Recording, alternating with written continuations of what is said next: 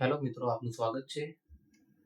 આજે આપણે ગુજરાતના ગામ નમૂના નંબર 7 કેવી રીતે જોવા અને તેમાં શું શું અલગ અલગ માહિતીઓ ઉપલબ્ધ હોય છે તે વિશે સમજશું.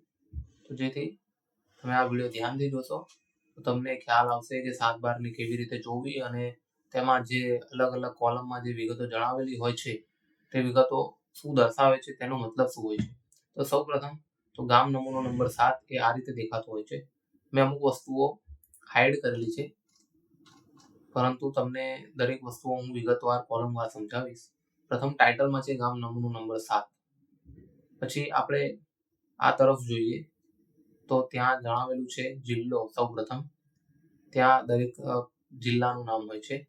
ત્યારબાદ તેમાં આવેલ તાલુકો, પછી જે ગામ હોય તે, પછી survey number, block number, survey number અને બ્લોક નંબર જણાવેલું હોય છે.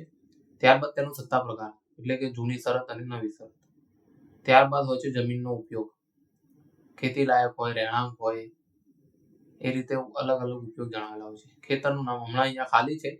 ઘણી જગ્યાએ ખેતરનું નામ જે વર્ષો પહેલા લોકો દ્વારા નામ આપવામાં આવ્યું એ પ્રમાણે અહીંયા નામ લખેલું હોય છે.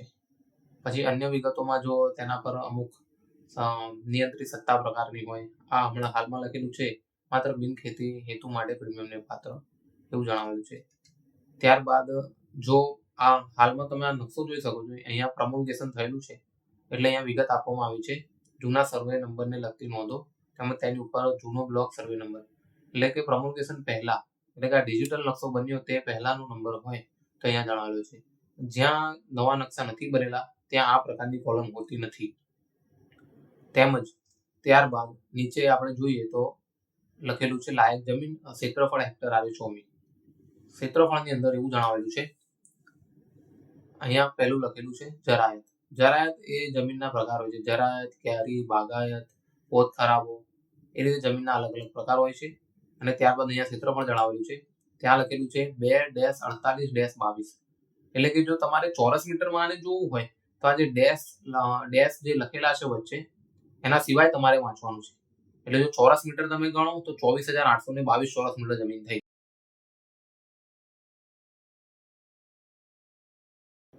બરાબર છે.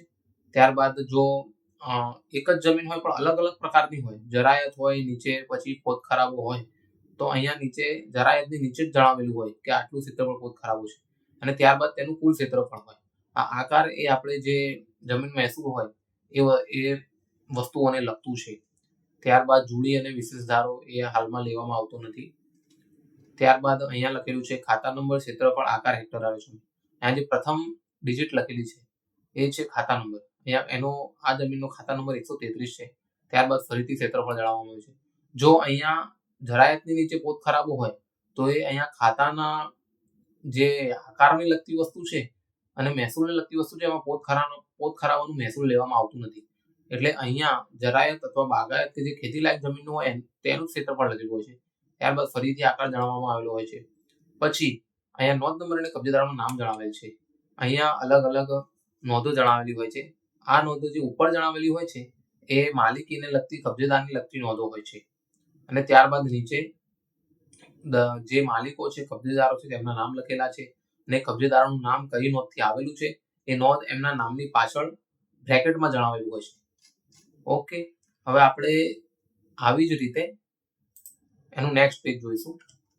ત્યાં જો સર્વે નંબરમાં કાચી નોંધ પડેલી હોય તો તમને અહીંયા આવી રીતે જણાવવામાં આવેલું હશે કાચી નોંધ અને એનો નંબર. બરાબર છે. પછી એની નીચે જણાવેલું છે ગણોત્યાની વિગતો. જો ગણોતને લગતા કોઈ કેસ ચાલેલા હોય તો એની નોંધો અહીંયા લખેલી હોય છે. ત્યારબાદ બીજા હક્કો અને બોજાની વિગતો જણાવેલ છે. એટલે જો જમીનમાં કેસો ચાલેલા હોય અથવા તો તેમાં કોઈ લોન બાકી હોય, કોઈ તારણ બાકી હોય તો એની નોંધો અહીંયા નીચે જણાવેલી હોય છે. તેમજ જે નોંધો હોય, જે બોજા ચાલુ હોય એની વિગત નીચે જણાવેલી હોય છે. આ રીતે આપણે આજનો વિડીયો અહીંયા અંત લાવીશું.